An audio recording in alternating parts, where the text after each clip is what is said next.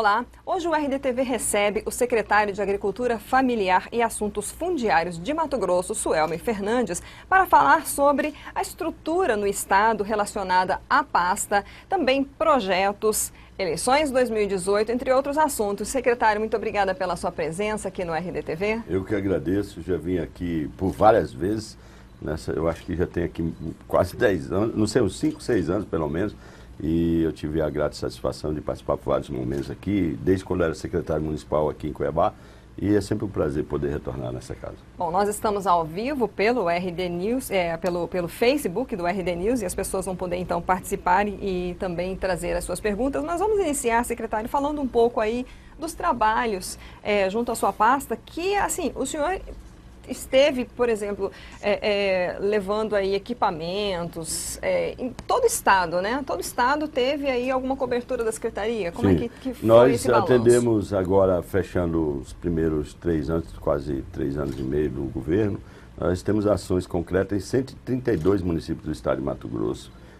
O governo Pedro Taques conseguiu ter uma abrangência como nunca na história desta pasta no atendimento às demandas da agricultura familiar. Nós vamos fechar agora, na semana que vem, com 250 tratores entregues, 525 resfriadores, fora programas de apoio a cadeias produtivas, como nunca se viu no estado, a cadeia do café. Agora, semana que vem, eu vou discutir a cacauicultura, a produção de cacau em Mato Grosso. Tem uma grande ação para plantar 10 mil hectares de pés de cacau, o leite, o limão, a banana. Enfim, afora as agendas que nós levamos, não só para Mato Grosso, como Brasil, como agenda internacional. Nós conseguimos levar a causa do desenvolvimento da agricultura familiar, que lá na estratégia PCI, preservar, conservar e incluir, para uma agenda internacional na França e como desdobramento dessas políticas, tendo um programa de rede, um programa chamado REM, que é um comércio de crédito de carbono, de mata de preservação e de conservação. Nós vamos conseguir agora para esse ano já 16 milhões de reais de investimento não retornável, que são recursos internacionais para a preservação e conservação do ambiente e desenvolvimento de cadeias produtivas. Então, eu acho que para uma pasta que era chamada o patinho feio do governo, quando eu assumi, a gente termina como uma secretaria de alta performance, de alta qualidade, com muito resultado e de serviço prestado à sociedade mato-grossense. Com esses municípios que foram beneficiados, de que forma eles trouxeram essa demanda para a secretaria? Normalmente eu tenho agendas extenuantes de atendimento. Hoje é interessante, eu estava dizendo até com o prefeito, essas novas formas de rede social, criou uma nova governança política. Hoje eu consigo falar com o presidente da associação no meu WhatsApp, eu me interajo com o presidente de cooperativas, associações, enfim. E eu tenho feito agendas de atendimento constante com essas pessoas. Na relação tradicional de política, esta pessoa ia no vereador, o vereador no prefeito, o prefeito no deputado, o deputado no governador, o governador no secretário. Hoje com a rede social, a pessoa pega meu WhatsApp, já conversa comigo, marca a agenda, vem, atende. Então, eu tenho um debate, um atendimento com prefeitos e vereadores, mas principalmente com a ponta da agricultura familiar. Eu acho que esse foi um diferencial da nossa gestão. Poder não só atender os agentes políticos que são importantes, mas também aqueles médios e pequenos poderes que são as representações de presidentes de sindicatos de trabalhadores rurais, cooperativas de agricultura familiar e associações. Então, essas demandas chegam até a gente pessoalmente ou os projetos chegam pelo protocolo da secretaria. A equipe técnica faz uma análise prévia para saber a viabilidade dos pleitos. E essas demandas são sempre definidas de forma técnica, não política, e acabam entrando numa demanda de prioridades. É lógico que a participação de prefeitos, vereadores e deputados continua sendo muito importante e a gente trabalha também com esses agentes de forma muito construtiva. Então, esta forma é a forma que a gente achou. Lá nós temos um banco de informações que nós construímos a partir do momento que nós assumimos na secretaria, então nós sabemos 100% das demandas dos 141 municípios e quando chega algum aporte de recursos e um planejamento estratégico, pesa os projetos existentes para além das indicações políticas. A pena é que, em função de não ter políticas públicas fortes para a agricultura familiar, havia quase um apagão de projetos na secretaria. Agora que começa a se desenvolver uma cultura de projetos, porque isso é a política pública. Então, a pessoa constrói os projetos quando há oportunidade de investimento. Senão, não há necessidade disso. Tem algum município ou região que o senhor percebe que ainda é bastante carente nessa área da agricultura familiar? Muito importante a tua pergunta. Eu saio bastante satisfeito do governo porque nós vamos agora fechar o novo mapa de zoneamento socioeconômico do estado de Mato Grosso. Eu participei das discussões. Pela primeira vez, o mapa de Mato Grosso vai aparecer a agricultura familiar de forma bastante estruturada nas prioridades e na visão estratégica de desenvolvimento de Mato Grosso. Antigamente, a agricultura e a agricultura de escala, de pequena e grande escala, era uma coisa só.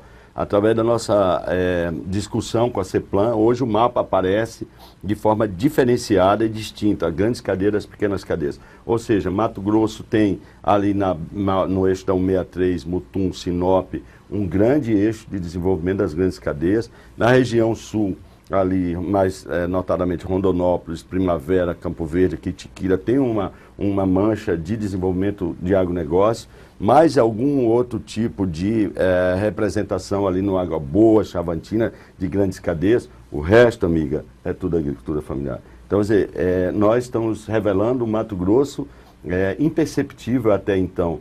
É um outro Mato Grosso que existia em cima deste Mato Grosso, das grandes cadeias, que é o Mato Grosso da agricultura familiar e da agricultura de produção familiar, que, como as grandes cadeias, não tem diferença nenhuma. O desafio é produzir, ser empreendedor, gerar riqueza e desenvolvimento para o Estado. A diferença é que agora ela vai se tornar foco estratégico de política pública. Então você pega aqui a região sudoeste, de Cáceres a Vila Bela, o padrão de ocupação são de pequenas propriedades. Você pegar o noroeste ali, de Carlinda até Cotriguaçu, o padrão de ocupação são de pequenas propriedades. Se você pegar o Vale do Rio Cuiabá, que é a Baixada, o padrão são de pequenas propriedades. Então, em algum momento, alguém disse que esse Mato Grosso é só de latifundiário. E não é verdade isso. Mato Grosso é das pequenas propriedades também. E a partir de agora, eu acredito que cada vez mais ela vai se tornar prioridade nas políticas públicas. Então, todas essas regiões, eu não falei do Araguaia como um todo, então nós tivemos uma intenção clara de ocupação oficial por parte do Estado e do governo federal de fazer um modelo de ocupação que tem como um foco fundamental propriedades até 400 hectares. Essa, no geral, acaba sendo essencialmente a dimensão da ocupação de Mato Grosso, e o resto são grandes cadeias e grandes propriedades que passam dos 400 hectares. Essas grandes cadeias precisam de áreas grandes, extensões para plantar soja, enfim, algodão e o rebanho bovino, e as pequenas propriedades não precisam de tanta área assim. Com 20 hectares, um pequeno produtor consegue gerar muita riqueza.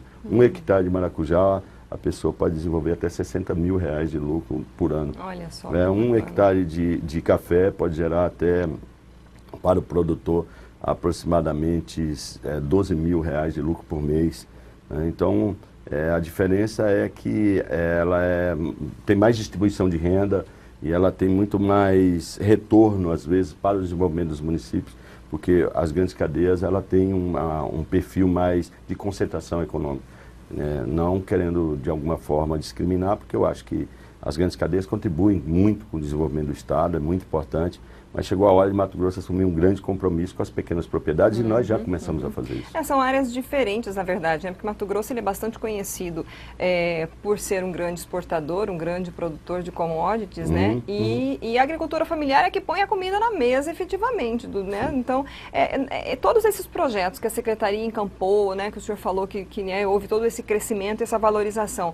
Tem algum risco, por exemplo, de numa troca de governo isso se perder ou haver algum tipo de prejuízo? Evidente, isso é uma marca. Só um detalhe, antes do senhor responder, Solange Almeida e Jonathan Setubo dando um okzinho, um olazinho pra gente aqui, sem pergunta, mas estão assistindo a gente. Não, ok, fez um joinha. O joinha. Mas existe um... Claro que existe, risco sempre. Secretário? Já houve governadores que falou em fechar Empaé, em fechar a secretaria. Esse assunto ainda tem gente que tem coragem de defender isso. Né? Então nós corremos risco sim.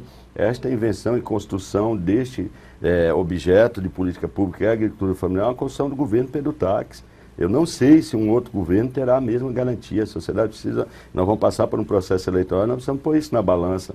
Os riscos que nós temos de repente, poder, direito da sociedade, mudar o governador, evidente, não temos controle sobre isso, mas com certeza na eleição nós vamos ter que pôr isso na balança e fazer as avaliações necessárias.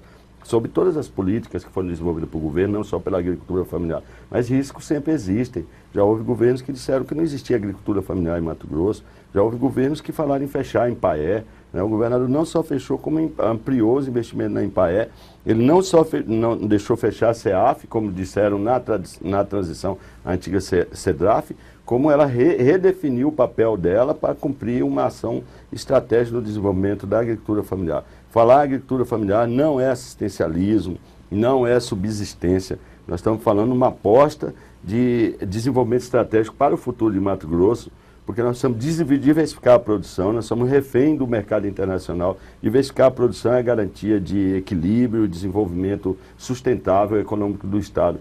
E eu acredito que nos próximos anos, assim como nós viramos a referência mundial na produção do agrobusiness, nós podemos ser referência mundial na produção de alimentos, o que vai ser um orgulho para o Estado, para o país e para o mundo. Produzir comida de qualidade. A FAO colocou como desafio do milênio produzir comida e Mato Grosso tem todas as condições para isso, já mostrou ser capaz.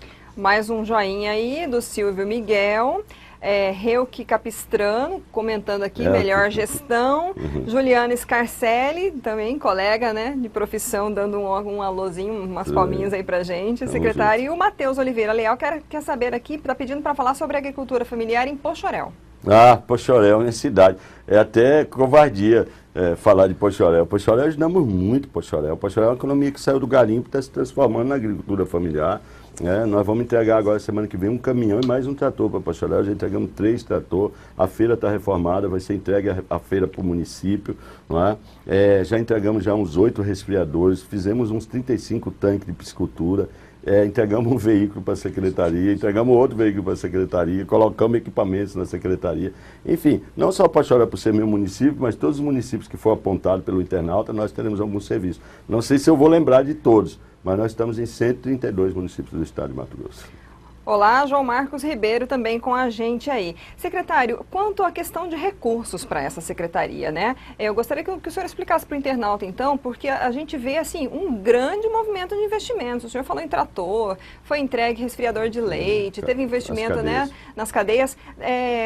Explica um pouquinho de onde vêm esses recursos. Sim, é importante essa pergunta.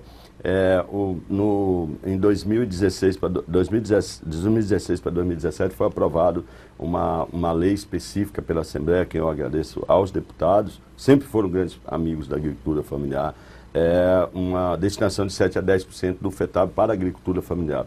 E eu vou ser muito sincero de que não foram efetivamente 100% desse recurso, que está na ordem de 32 milhões de reais, investidos na secretaria em função das questões econômicas do próprio governo, mas parte desse dinheiro serviu para alavancar os investimentos e é preciso relembrar também que muitos desses recursos eu fui buscar em Brasília. Eu tenho uma bancada federal, na semana que vem eu vou entregar 6 milhões de reais, que é uma emenda que foi articulada pelo deputado Fábio Garcia, mas com a participação dos senadores, de todos os deputados federais, que investiram na secretaria. O que eu percebi? Independente da questão eleitoral, da questão partidária, o deputado federal estadual que tiver um gestor que é capaz de fazer entrega, ele vai fazer esse investimento. Então a secretaria, como performou bem e teve uma velocidade impressionante nas entregas, nós temos entregas que é feita em 45, 50 dias, com honestidade e transparência. Nós não temos um processo em Ministério Público por malversação, ou por direcionamento, ou por qualquer problema de compras públicas. Então, além da gente comprar com qualidade, a gente compra com velocidade e transparência. É isso que o político quer. O político e a sociedade quer entregas. Não importa o seu discurso, a nova política é isso. Não importa, ele não está muito querendo saber do partido teu, do discurso bonito, ele quer saber quem entregou. E a secretaria entregou muito. Em função disso, a gente conseguiu atrair muitos investimentos federais de transferência direta. Ministro Blário, a quem eu agradeço, pôs 6 milhões no café agora. Enfim, é uma série de parcerias institucionais de emendas parlamentares da Assembleia Legislativa, do governo federal e uma participação importante do governo do Estado. Matheus Oliveira Leal, olha que ótima notícia. Jarbas Souza, agradecemos seu apoio na capital da abóbora cabotiã de Mato Grosso. Que joia, capital da abóbora cabotiã, Planalto da Serra. Né, certamente, ele não falou aqui o município. Planalto da Serra, eles estão vendo cabotiã até para fora do estado. É uma maravilha de ver, cabotiã ela tem baixa perecividade, você fica até 6 meses tocado. Então os caras conseguem fazer um giro impressionante, uma cidadezinha pobre, está mudando a sua realidade, plantando abóbora cabotiá. Olha que coisa boa. Olha só, hein? Valeu, Jarbas. João Marcos Ribeiro, novamente, agora falando, parabéns, secretário. Nós de General Carneiro estamos felizes com o seu trabalho. E o Jonathan, de novo, orgulho de ser CEAF, Jonathan. Nosso funcionário aí, Jonathan, tamo junto. Tá ligado. Sensacional esse funcionário efetivo aí. Cara honesto, cara decente. Você vê, secretário, que a gente tem aí uma audiência bastante gigante, grande no interior, General, né? A gente está em uma rede social. O senhor falando de recursos de FETAB, a gente sabe aí que está em aberto ainda a CPI dos fundos na Assembleia Legislativa, justamente para investigar possível desvio de finalidade de recursos do FETAB. O senhor acredita que pode ter havido esse desvio? Houve algum reflexo na secretaria? Eu acho assim que o próximo governo vai ter que discutir algumas coisas. Eu, particularmente, tenho interesse em discutir algumas coisas, onde é que eu esteja.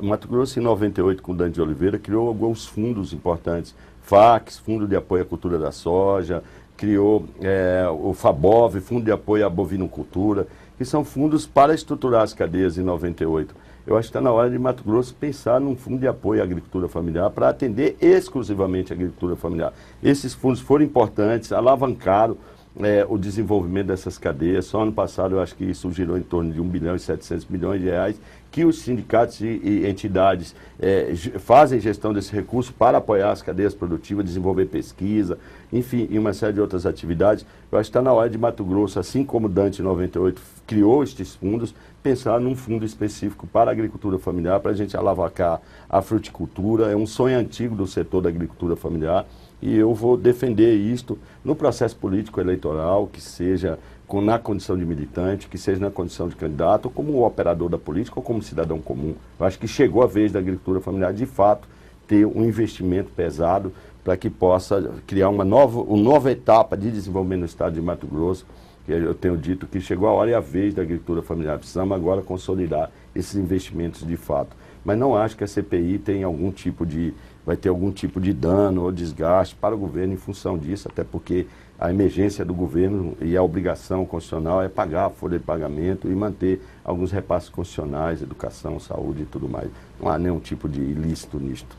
Silvio Miguel, esse teve presente na minha comunidade, Lote 11, em Nova Brasilândia. Tive o prazer de receber um resfriador da mão dele para minha comunidade. Isso aí até me emociona, me arrepia, Silvio. Eu não fiquei no gabinete. Eu fui lá tocar na vida das pessoas, saber o problema das pessoas, não para comer galinha e comer galinhada e conversar fiado, mas sim para fazer entrega para as pessoas. Eu faço questão de estar presente com as pessoas.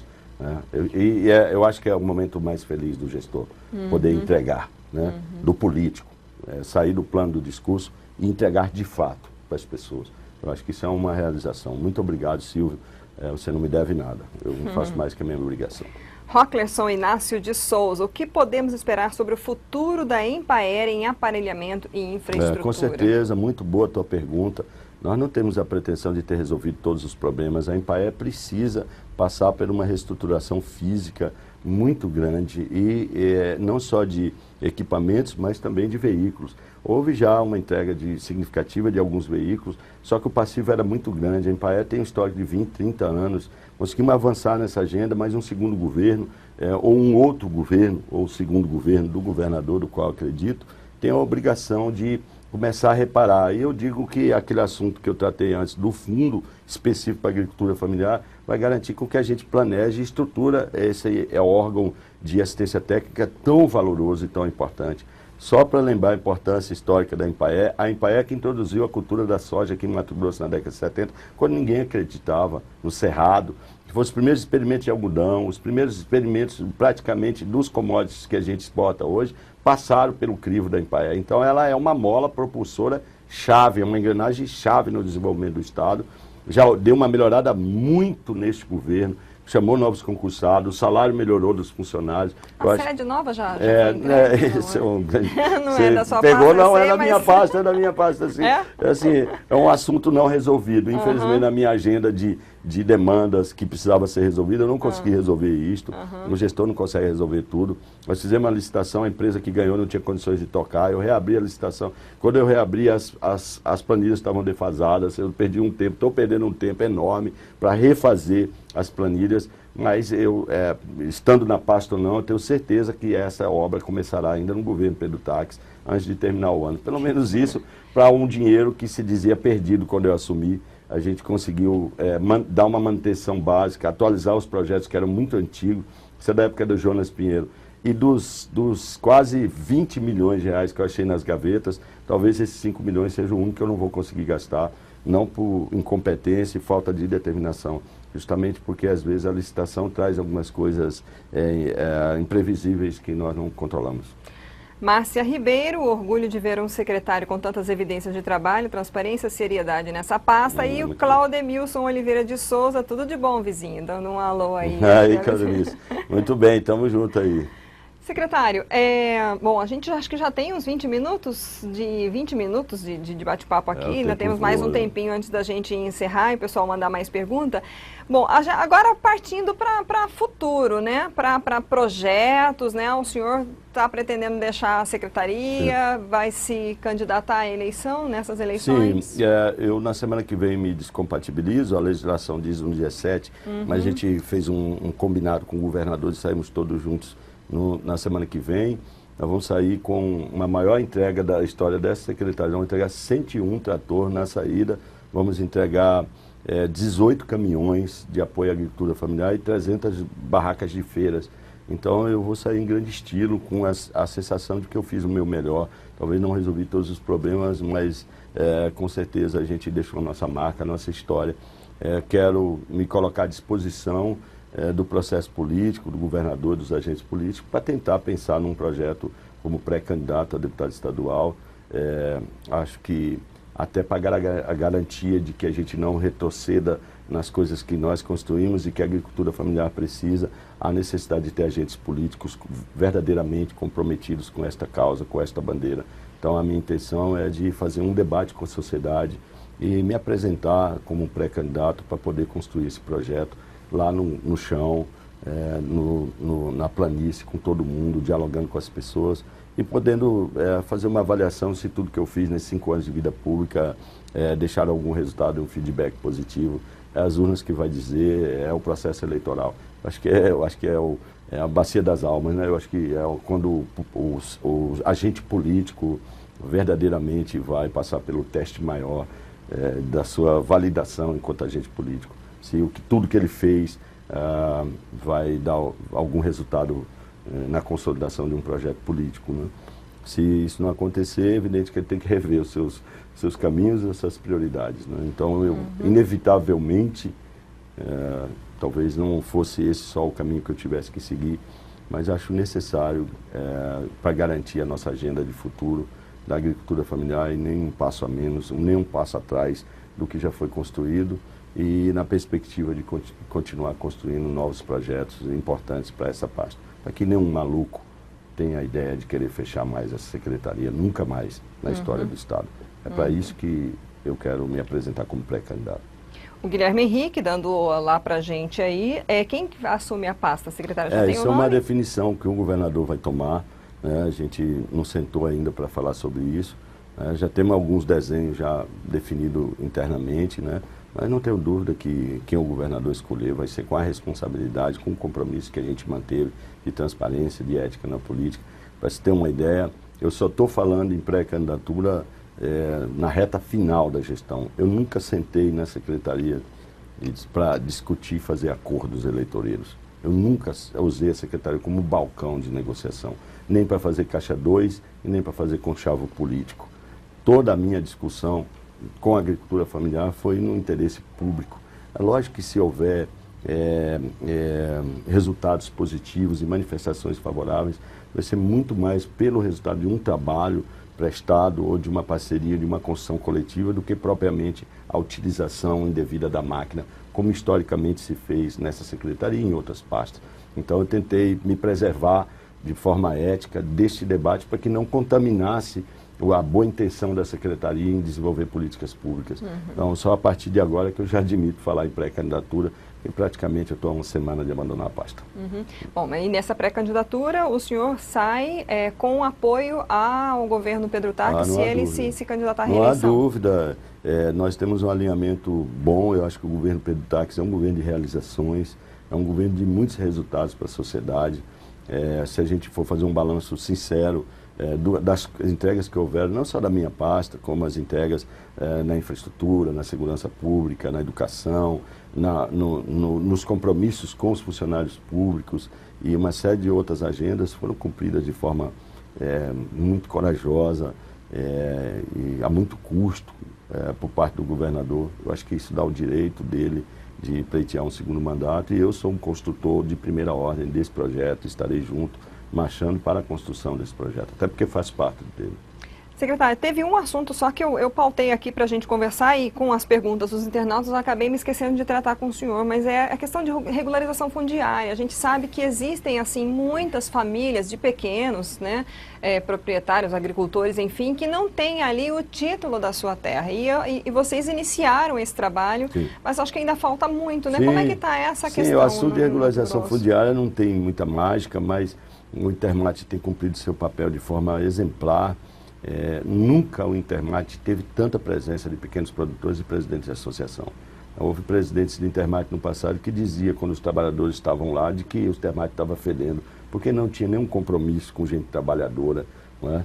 E no governo Pedro Taques as portas foram abertas para os pequenos produtores. Hoje tem tapete vermelho, tem atendimento diferenciado, tem respeito à dignidade do trabalhador, do pequeno produtor, dos presidentes de associações, e nós avançamos em várias entregas de títulos. Os projetos fundiários foram descentralizados, as prefeituras hoje podem montar projetos, fazer todo o croquis, toda a parte de gel, montar os cadastros sociais e de forma cooperada com o Intermate apresentar os projetos. Então essa descentralização do serviço deu velocidade, transparência no processo, que é um acordo de cooperação técnica com a AMM, que permitiu que os municípios pudessem dar uma fluência um pouco maior na emissão de títulos.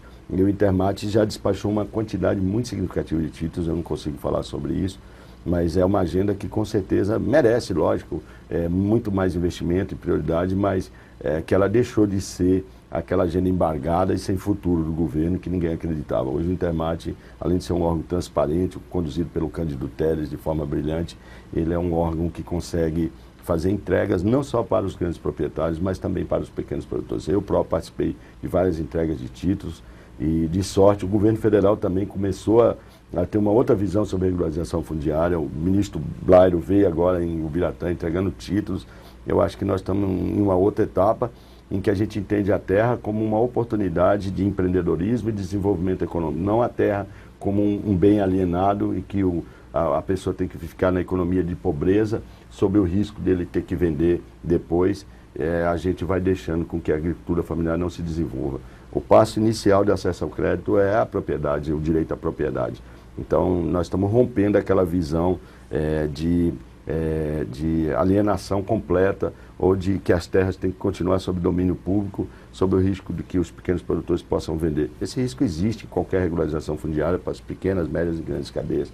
É até uma ação preconceituosa achar que o pequeno não possa ter a sua propriedade. Ele deve ter a sua propriedade para poder ter acesso ao crédito do banco e dar uma garantia real. Então, isso é uma pauta importante. O Intermate, além de ser mais transparente hoje, ele já cumpre uma agenda muito mais agressiva e muito mais efetiva de entrega de títulos para pequenas propriedades. Bom, secretário, já podemos partir para o encerramento aqui. Algum tema que o senhor gostaria de abordar, que a gente não tratou? Não, nós podemos falar um pouco mais sobre as cadeias produtivas. Entre todas que a gente investiu, tem uma que me orgulha muito, que é a cadeia produtiva do café. Nós estamos mudando a realidade e a história do Noroeste de Mato Grosso, que é uma região que é considerada problema, sem um desenvolvimento pleno econômico. Hoje, um pequeno produtor já tem uma outra esperança, os prefeitos, no desenvolvimento daquela região. Nós estamos reconhecendo Mato Grosso como um estado amazônico e levando algumas cadeias que são típicas da Amazônia para se desenvolver, e o café é uma delas. O café pode ser usado como uma planta de reflorestamento, de passivo florestal, então ela pode ser utilizada para recuperação de de APP, a recuperação de reserva legal, perdão, e assim como o cacau. Semana que vem nós temos um evento com o ICV, o Instituto Centro e Vida, que captou, através do apoio da Secretaria também, em nossos programas internacionais do Plano Estadual de Agricultura, 16 milhões de investimento da agricultura familiar em 5 municípios do Noroeste. E entre essas cadeias está o café, a gente já plantou 500 mil de hectares de café. Quer dizer, é muita coisa e é muita alegria poder ir lá ver esse café e a alegria das pessoas. Eu acho que o meu Facebook passa muito isso, as pessoas verem que Mato Grosso pode dar certo. Mato Grosso pode acreditar nas pequenas propriedades e que a gente provou de que não é povo sem futuro, que não é povo jogado, não é gente atrasada, que esse povo é o melhor que Mato Grosso pode ter para pensar o seu futuro e que ele precisa oportunidade apenas. E que nós demos pequenas oportunidades dessas pessoas poderem ser felizes, ganhar seu dinheiro honestamente e viver da custa do seu trabalho. O café de Mato Grosso vai poder concorrer futuramente aí com Espírito Santo, Minas, Com Bahia? certeza. Eu acho que o ambiente do café de Mato Grosso, diante das áreas disponíveis, e virou uma coqueluche, eu não dou conta de atender mais café. Agora o Oeste, aqui é Sudoeste, quer entrar no café, o Araguaia quer entrar no café, a Embrapa está testando essas plantas para ver como que ela se responde, mas o café da Amazônia, certamente o nosso internauta aí, nosso telespectador pode estar tomando um café que é de Mato Grosso, que foi feito aqui pela Mitsui Alimentos, e ele nem sabe disso. Mato Grosso tem 20 mil hectares de café. Olha só, e nós estamos resgatando uma história de Mato Grosso com café, que já veio com a colonização. Daqui a pouco, por que não dizer, se continuar investindo em café, a gente possa sim competir com Minas, por que não? Temos melhor ambiente, temos água disponível, que Minas já é um problema, que é um problema para o Espírito Santo. Então nós temos um diferencial competitivo muito grande. Tem a vontade do governo, tem produtores dispostos a trabalhar, temos o melhor microclima do planeta para produzir, água disponível, né, e um compromisso fundamental com o desenvolvimento ambiental e a sustentabilidade. Ok, muito obrigada pela sua participação, sua disponibilidade de estar ao vivo conosco aqui no Facebook. Eu convido a todos, semana que vem, dia 29, às 9 horas da manhã, você que de alguma forma me acompanha, me curte, torce pelo meu sucesso, que possa estar conosco nessa minha despedida da Secretaria. Vai ser algo bem emocionante para mim. Eu tenho 3 anos e 4 meses me dedicando a esta causa, quase 24 horas por dia. Você é meu convidado lá na Central de Comercialização, estrada ali da Coca-Cola.